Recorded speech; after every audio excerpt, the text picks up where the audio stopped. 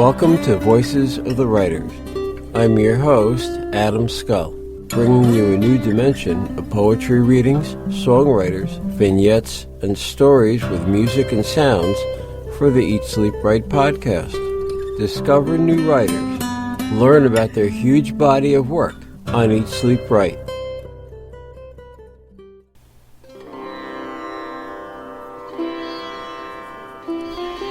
Only a Dream.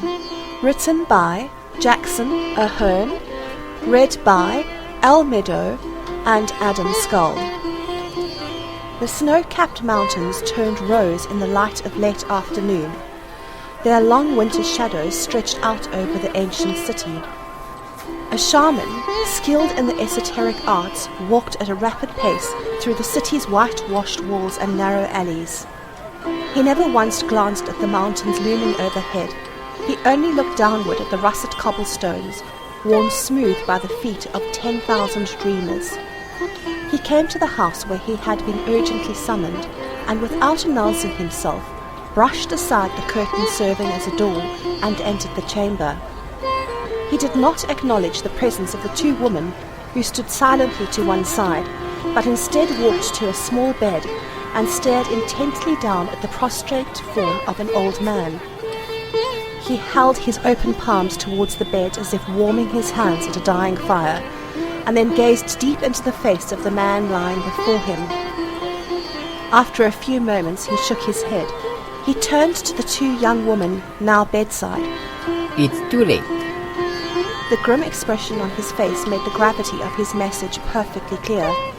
The young woman began to weep softly, but the older one looked at the shaman in the eye and spoke. There must be something you can do. We are unmarried sisters. If our father dies without providing a dowry, we will never be wed. The shaman pondered this for a moment. You must carry him down to the marketplace so he can sell his dreams. He referred to the ancient belief that the dreams of the dying were a link to the words of the Godhead and could be revealed for a price to those attending the deathbed. The daughters protested. Father was a learned man. He never approved such superstition. The shaman's expression relaxed. Then he would not approve of my being here. He turned and left as abruptly as he had arrived. As the woman carried the reed cot through the street, the townspeople stepped aside and a quiet spread through the crowded marketplace. The daughters set their father down before dusk in a vacant stall and placed a tapestry overhead to protect him from the elements. The dying man opened his eyes for the first time in days. The younger daughter fell to her knees and kissed his face. Father, have you had any dreams? He blinked his eyes and said, No, my slumber has been deep and dark. The older sister joined them and explained to her father their plan. Father, if you have had no dreams, then you must invent one, she pleaded. This would be a mere story, he protested. The younger girl said, Father, the stories you told us when we were children were as beautiful as dreams. The old man thought for a moment and said, If it is for my girls, then so be it. I shall create your dreams. The next morning, as the marketplace came alive, a curious stranger wandered up to see the dying man. He threw a copper coin in a basket and asked, Have you any dreams, old man? The weak old man motioned for the stranger to come close and whispered in his ear, I dreamed the basket was full of coppers. The stranger burst forth with a huge grin and said, This is a good dream. Thank you, old man. When the people passing by saw the man smile, they too dropped coins in the basket. By the end of the day, the coppers were deeper than the width of a man's hand.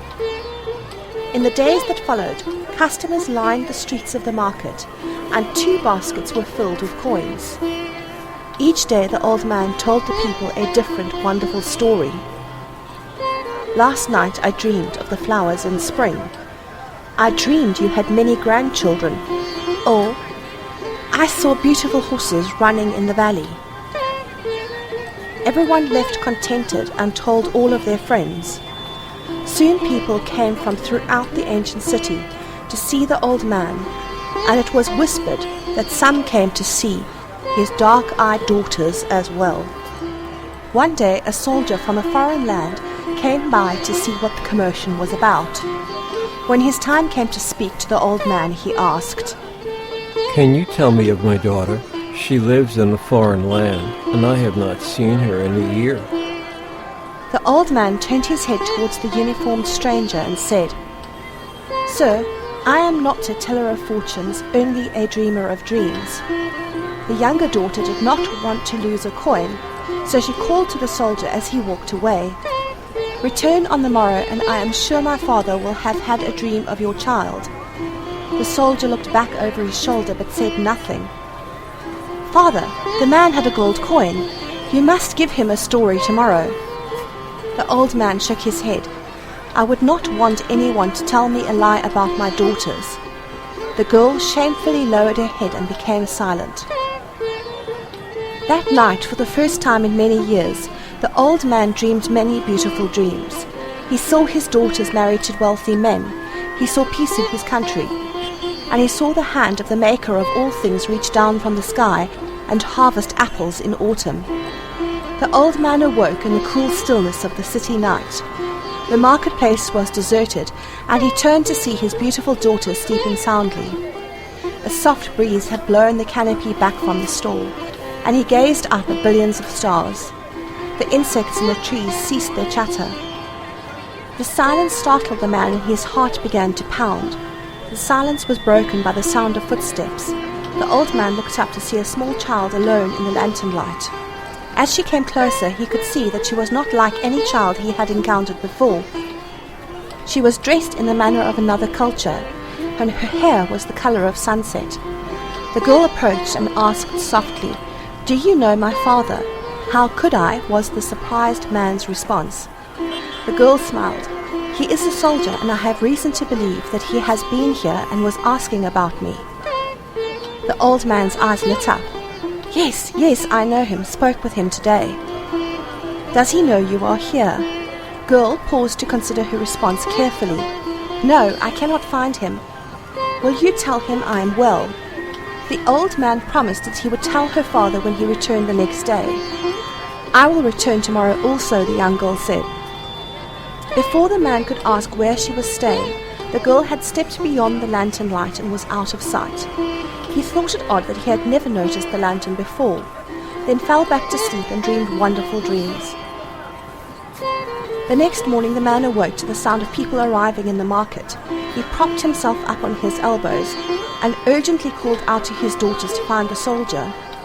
When the foreigner was brought to him, he said, I have seen your daughter. In a dream? The soldier asked in astonishment. No, she was here, replied the old man. The two women were troubled upon seeing the frail figure of their father so excited. That's impossible, they said. The hushed crowd gasped as they heard the old man say, Her hair is the color of sunset. She said to tell you that she is well and will return tomorrow night. The soldier exclaimed, My Jane has ginger hair. Then he fell to his knees and thanked the man. He threw a gold coin in the basket and promised to return later. The old man's daughters were aghast. Father, how could you tell such a lie? We would have woken if she were here. The old man's enthusiasm did not diminish.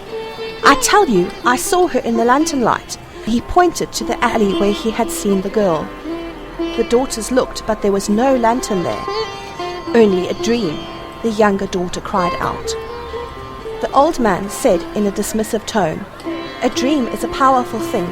I will waken you tonight when the child returns. Late in the evening, the child returned to the old man's bedside. She pulled him by his hand. He protested, I am too frail to walk. The girl smiled and led him from his crude cot, and together they walked at a joyous pace beyond the lantern light. The following morning, as the soldier left his barracks, he was given a parcel from home in a handwriting he was not familiar with. The letter began, Dear Sir, It is with deep regret and sincere sympathy that we must inform you of your loss." He instantly burst into sobs. He wept so hard that it rattled the rocks beneath his feet and raked the rain from the sky. "Not my Jane." He said over and over again as he pushed his tormented body through the crowded city streets, and he cursed himself for believing. He cursed the old man and his daughters for lying to him. He continued to curse them until he reached their stall in the marketplace.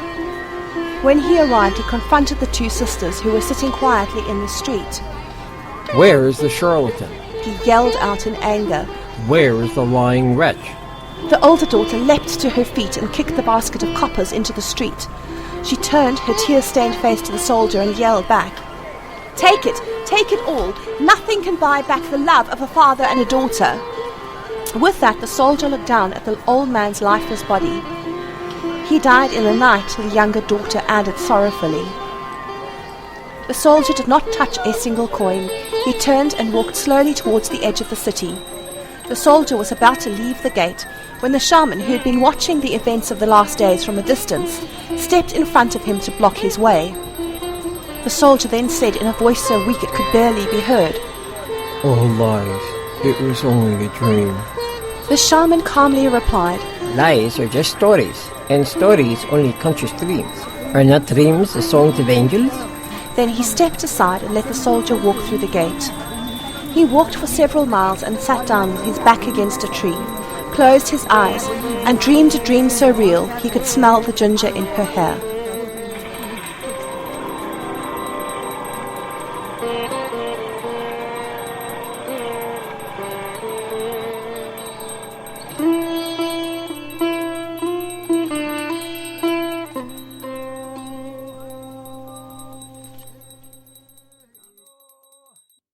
Thank you for joining us for another edition of Voices of the Writers, located at eatsleepwrite.net. Bringing you a new dimension of poetry, songwriters, vignettes and stories with music and sounds, for Eat Sleep Write.